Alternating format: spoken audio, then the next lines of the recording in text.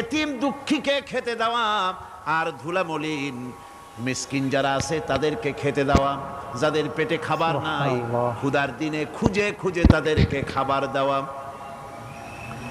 এই সমস্ত কাজ যারা করবে আল্লাহ রাব্বুল আলামিন তাদের সম্পর্কে বলেছেন উলাইকা আসহাবুল মাইমানা, কিয়ামতের দিন এদের ডান হাতে আল্লাহ রাব্বুল আলামিন আমলনামা দান করবেন। জোরে কোন সুবহানাল্লাহ।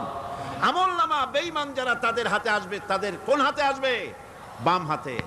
আর আমলনামা ডান হাতে আসবে কাদের? এই সমস্ত লোকদের যারা এতিমকে মিসকিনকে যারা খেতে দিয়েছে। আর খেতে দিয়ে এতিম মিসকিনদেরকে খেতে দিয়ে তারপরে এর দ্বারা তাদেরকে কোনো খোটা দেয় নাই। তাদেরকে কেন খাওয়াস?